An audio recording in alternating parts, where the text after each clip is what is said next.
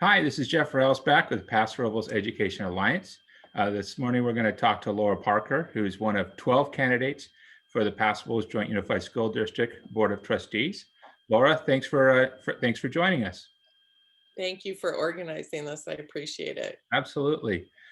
So this is a chance to kind of get to know you. And so if you could introduce yourself, tell us about your background. Well, personally, I'm the mother of two adult children. They don't like it when I call them children, but I keep telling them they'll always be my children. They both live in they both live in San Francisco. One's an electrician and the other one is a bartender. And I'm a widow. My husband was a police officer in San Francisco and he died from health complications related to diabetes about 8 years ago. And I'm have 30 years in public education, 10 as a classroom teacher and 20 as a site administrator. And I retired about 4 years ago because both my husband and my mother had a lot of health issues, and I felt like time was more time was more important to me than more money. And so we bought the property down here in Paso about 12 years ago, and I was a part-time resident until I retired when I become more of a full-time resident. Um, and in that time, I've spent 3 years as a CASA, court-appointed special advocate.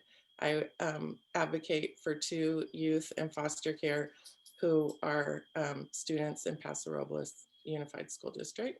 And I also volunteered in the schools as a lunchtime monitor at Flamson for about a half a year, and at Liberty High School as a mentor. So that's a little bit of my background. Great. So just if you would just, I mean, maybe it's a little evident in what you just said, but why did you choose to put yourself through this and run for the school board? Well, I feel like I've had a lot of fortune in my life, and I feel it's very important for me to. Um, the flip side of that is the responsibility. So I feel like I have um, a lot to give back to the rest of the community. And I think public education is public service. I never imagined I would run for elected office. In a way, this COVID campaigning is to my benefit because I am more uncomfortable talking to a lot of people I don't know and really uncomfortable selling myself. But I also see that there are a lot of big challenges facing us as a smaller community and also as a larger community with COVID and a lot of the economic strain that I think is just beginning, and it's going to probably last for a while um, as a result of the pandemic and the quarantine. And I just feel like when there are hard times, like the division between people who believe differently or think differently is so extreme right now. It takes leadership to change the course of that.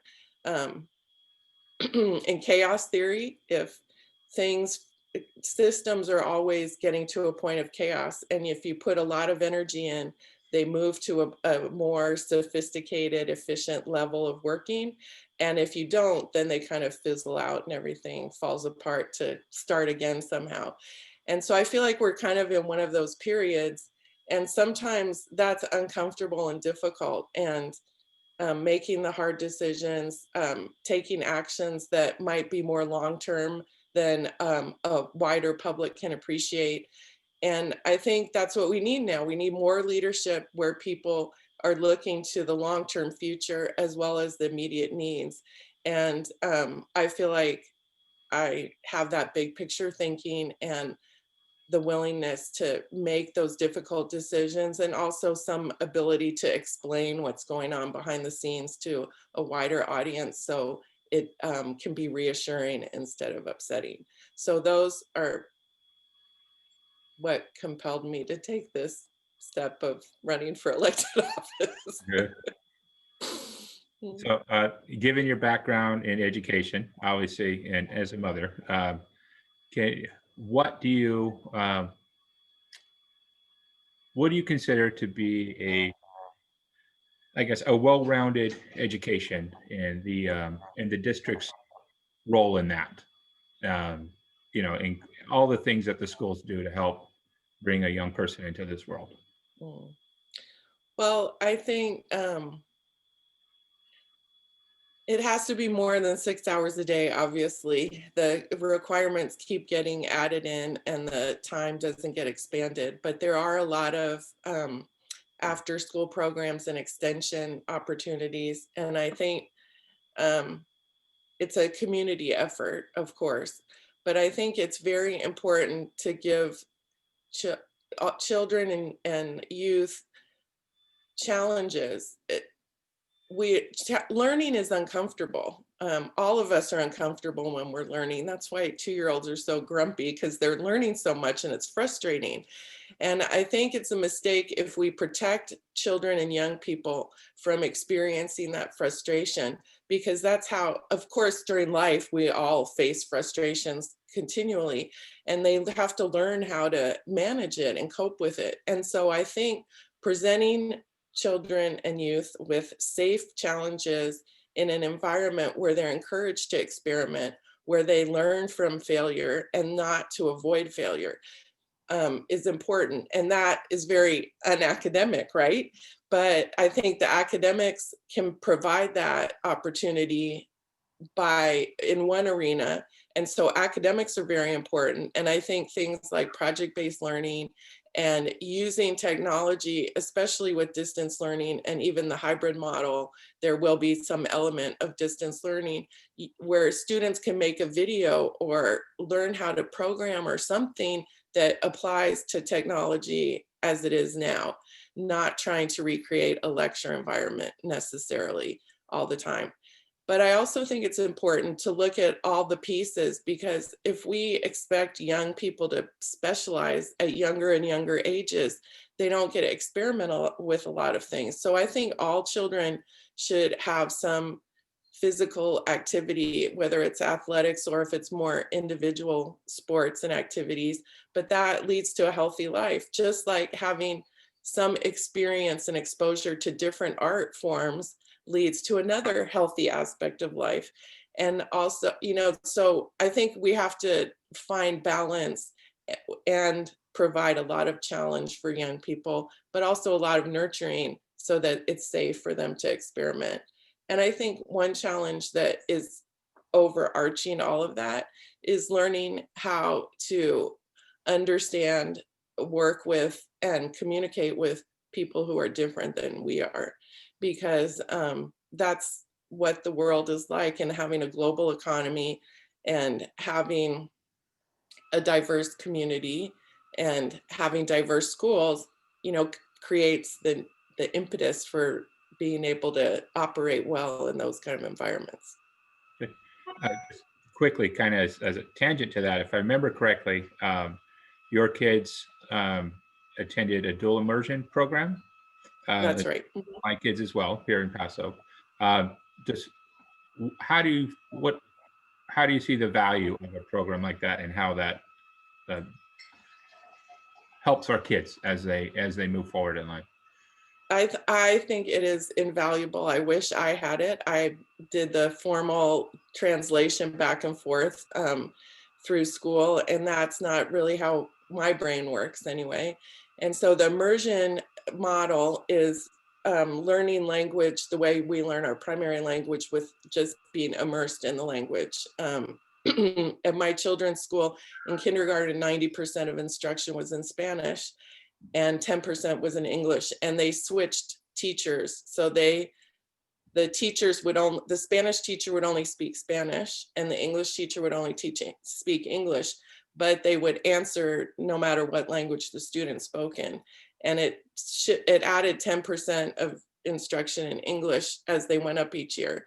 And then in middle school, they had a couple of subjects in English and a couple of subjects in Spanish. And then that switched each year. So they weren't getting like all math instruction in Spanish. So it was alternating.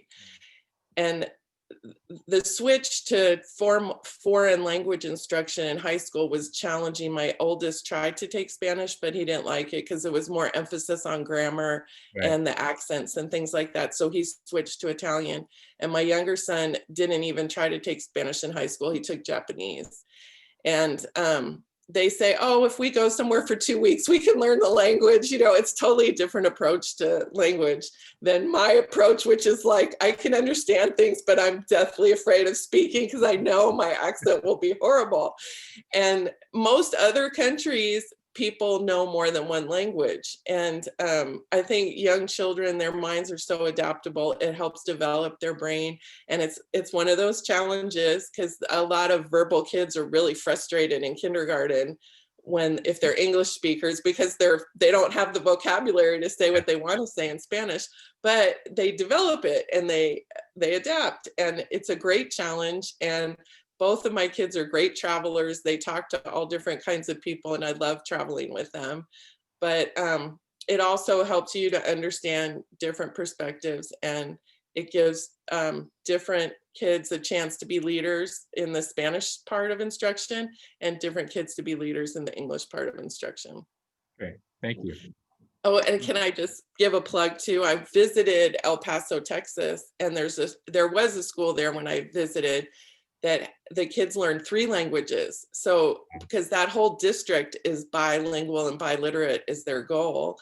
But this school had an elective program where the kids learned a 3rd language. So whichever elective strand the student was in, they learned a 3rd language as well. So I was really impressed. Wow. That is a, Yeah, that it is, was a great school. And it was a public school. it's amazing what you can do with a little ingenuity and, as, you know, someone who went to grammar school here in Paso, the turnaround that that dual immersion program brought to Georgia Brown and to that community is it's really been amazing. So yeah, very. Well, I think it's good to address the issue of declining enrollment because it's something that a lot of people want. There's a lot more interest in it. And I know in San Francisco, we've added dual immersion programs in different languages. So in addition to Spanish, Right. but it depends, I think, on the community, what language you want to target. So as I assume you're aware, there is currently a 7-Eleven committee in place. And one of the things they're discussing is how to use or dispose of some excess properties, and based somewhat on projections for declining enrollment, including on the table the possibility of closing one of our elementary school campuses. Do you have any particular, are you up on that? Do you have any particular thoughts on that situation? Well, my first is a concern that the committee doesn't include any Spanish speaking representation. From what I can tell, I've only seen things online. And so I could be wrong, but I think it's important that we find ways to do effective outreach to all members of the community. And if current outreach efforts like surveys or invitations aren't working, finding different ways to make sure there's input from all members of the community. And I think it's probably especially challenging because so many, families are very challenged right now with time constraints, logistic constraints, and, just well-being constraints with all the demands that are falling on the families and the home life right now. So that's one thing from what I'm aware of. I think it's a very serious decision to close the school. But, if finances warranted and there's no other option and that's what you have to do, you have to make some of those hard decisions. But I would want to be sure that all the options were explored. And I not aware of some kind of cap that the city is going to put on housing, but looking to the long term, it's not like we can sustain unlimited numbers of people living here with the water supply and some of the other challenges. So looking to what is the cap and do we have the capacity if we were having more people living here, do we have the capacity to provide education for all of those? And have we done all the outreach to parents who don't choose to come to the public schools to find out what people are looking for and address some of those concerns to find ways to increase enrollment? I think it's, you have to look at all the aspects before you make a decision like closing a school.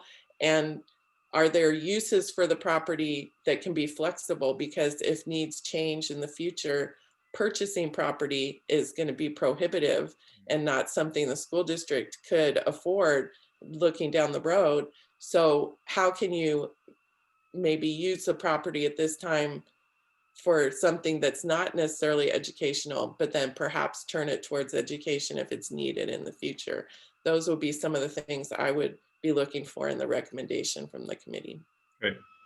And then just lastly, really quick, just in general, um, how do you see like an optimal makeup of a school board as far as the skills, the personalities, um, what makes up a good school board, and how do you feel like you would fit into that? Um, well, I think a school board that represents the whole community, because everybody has something to offer. So there's something to learn from history.